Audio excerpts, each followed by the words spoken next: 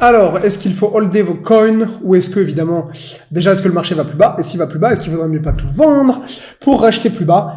Et honnêtement, c'est un petit peu le paradigme qu'on a en ce moment sur les réseaux sociaux et donc on va discuter de ça dans cette vidéo. Je vais vous donner mon point de vue et aussi quelques astuces techniques. C'est parti! Allez, pour ceux qui ne me connaissent pas, j'étais market maker en crypto dans un desk à Chypre, là où j'habite, et je partage sur cette chaîne l'envers du décor de la finance. Donc évidemment, les gars, abonnez-vous et likez la vidéo, ça fait toujours plaisir. Allez, rapidement, le graphique du Bitcoin, le fameux range, je pensais qu'il tiendrait, il ne le tient pas, il break. Première chose, en gros, où est-ce qu'on va? Évidemment, je peux pas le savoir, néanmoins, je vais quand même faire une analyse technique rapide, puisque c'est un petit peu le concept de la chaîne. On a deux zones de volume et c'est ce que vous devez regarder. La première, c'est le volume qui a été imprimé depuis quasiment 1 an et demi, dans ce range. La deuxième, évidemment, quand je vais dézoomer, c'est la zone de volume tout ce qui s'est passé en gros avant. C'est-à-dire, là, je vais mettre ça là, hop, on va foutre ça comme ça. C'est-à-dire qu'en gros, vous avez une deuxième zone de volume qui est entre donc les 20K, le break, et le plus bas, donc on va dire en gros, grosso modo, ici. Désolé pour la qualité de mes dessins, mais c'est juste histoire de vous montrer mon process. En gros, où est-ce qu'il y a peu de volume? Bah forcément entre les deux. Donc je vais vous tracer la zone comme hier en bleu, et déjà, on va voir techniquement différentes choses. Okay. Ici, il n'y a pas de volume. Vous voyez ici, là, sur la droite de mon écran, là, il y en a peu du volume.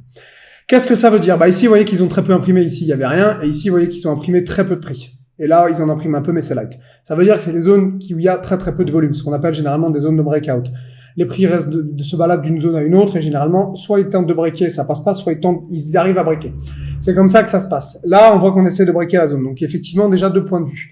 Il y a les mecs qui vous disent, on va imprimer du volume ici, parce que on n'a pas rempli la zone. Et donc effectivement, c'est ce que je pense. C'est-à-dire qu'en gros, on est venu ici, on va probablement passer un peu de temps à imprimer ça pour en sortir par le haut. C'est le premier scénario. Ensuite, vous avez un deuxième scénario. Les mecs qui vont vous dire, en gros, on vient ici pour faire un pullback sur les 20K, mais on va s'enfoncer dans la zone des 20K pour revenir trader sous les 20K avant potentiellement d'en sortir par le haut. Grosso modo, c'est le deuxième scénario. Évidemment, moi, je ne privilégie pas le deuxième scénario, je privilégie le premier. Je pense qu'ils vont tout simplement imprimer pas mal de volume, en gros, dans cette zone avant d'en sortir par le haut. Pour la bonne et simple raison que si on regarde en gros les volumes, vous voyez que toute la zone ici, elle avait quand même, en termes de volume, il y avait beaucoup de volume.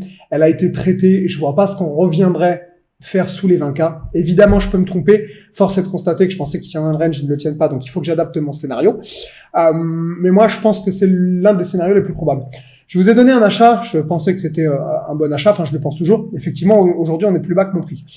Moi, comprenez bien que sur les cryptos, je spécule de temps en temps, mais bon, là, en ce moment, j'avoue que j'ai plus trop le temps. C'est surtout de l'investissement. Je pense que la zone à payer des 30 était toujours une bonne zone. Le truc, c'est de dire, ce qui m'embête, c'est pas qu'on soit sous mon prix. Honnêtement, ça, je m'en tape.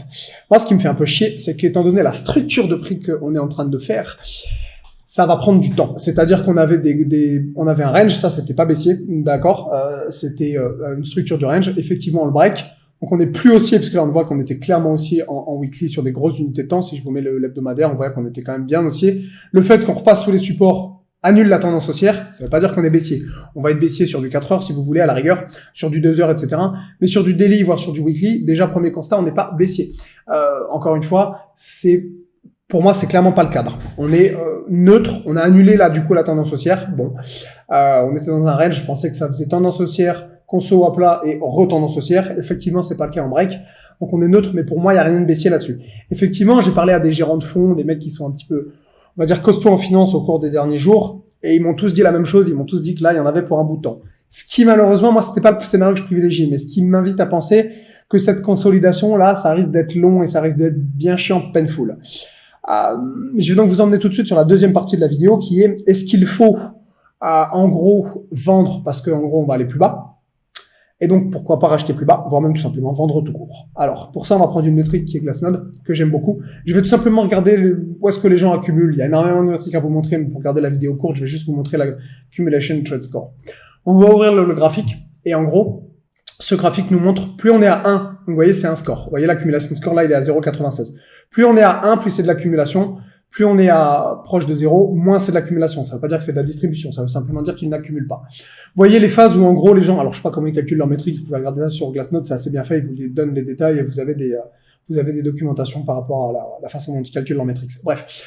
En gros, vous voyez que là, toutes les phases d'accumulation, généralement, sont des phases haussières, de temps en temps baissières, mais généralement, c'est plus des phases haussières. Et quand on zoome sur ce qui s'est passé récemment, vous voyez qu'il y a évidemment beaucoup d'accumulations ici qui sont faites sur les supports. Et quand on a glissé dessous, il va y avoir encore de l'accumulation. C'est-à-dire que pour moi, il y a des gros qui continuent d'accumuler, qui continuent de croire au marché. Qu'est-ce que ça veut dire? Ça veut tout simplement dire qu'aujourd'hui, je vois passer des trucs sur les réseaux où les mecs se disent, bon, vous êtes fait baiser, les cryptos ça vaut rien, c'est de la merde, et tout va à zéro. C'est une solution qu'il faut pas non plus écarter. En finance, on n'écarte jamais un scénario, l'impossibilité statistique et mathématique étant le zéro absolu. Est-ce que il y a 0% de chance que ça aille à zéro?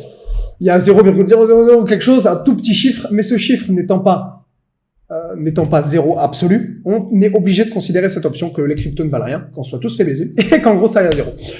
Évidemment, moi c'est pas le parti que je fais, je vous amène donc à la deuxième option qui est on était tout simplement un petit peu trop chaud du string sur la dernière phase haussière ici, là. C'est beaucoup et j'ai parlé à des gens de fond, ils m'ont dit pourquoi ils achèteraient là. Je leur ai fait putain, on est à 30K, t'as la même maison à 30K, tu peux pas la payer la maison à 30K, ils la voulaient à 65. Ils m'ont dit Vlad, non, t'as pas compris. Et ils ont raison sur leur mindset. Les gens qui sont rentrés là, c'est beaucoup de spéculateurs, de retail et des mecs qui n'avaient rien à foutre sur le marché, qui n'y connaissent rien. Et d'ailleurs, pour beaucoup, malheureusement, évidemment, on les a vus rentrer grosso modo à peu près ici. Ce qui était probablement le pire moment du marché.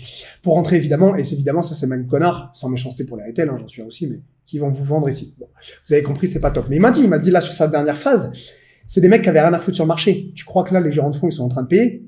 C'était un gérant de fonds, en l'occurrence, à qui je parlais. Je lui disais, ouais, à 30K la maison, moi, en tant que gérant de fonds, je la paye. Il m'a dit, moi, non. Et lui, c'est son métier.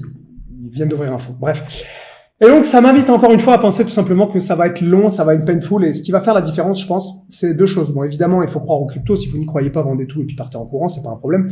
Mais si vous faites partie des gens comme moi qui y croient, déjà, j'ai du Bitcoin, j'ai pas d'Ether, parce que Bitcoin, je le rappelle, la valeur fondamentale de Bitcoin, c'est qu'on sait pas qui est derrière. Tous les autres projets, notamment Ethereum avec Vitalik Buterin, on sait qui est derrière. Donc déjà, premièrement, je vais être couvert en Bitcoin. Moi, j'ai un certain nombre de Bitcoin. Déjà, je suis couvert en Bitcoin. Ça, c'est le premier point. Le deuxième point, je les vendrai pas, tout simplement parce que on a lâché 60% en ligne droite. Est-ce que vous croyez que je vais vendre maintenant qu'on a un discount de 60%? Non. Au pire, j'en rachète. Au mieux, j'en rachète. Au pire, je fais rien. Mais je vais certainement pas vendre maintenant pour acheter plus bas parce que je sais pas si ça va aller plus bas. Il est normal qu'un actif qui, si vous voulez, en espace de, si on prend le plus bas ici, grosso modo, et qu'on monte ici, en un an et un mois, un truc comme ça, c'était de mars à avril. Donc, vous voyez, grosso modo, un an et un mois, le truc a été multiplié par grosso modo par 16.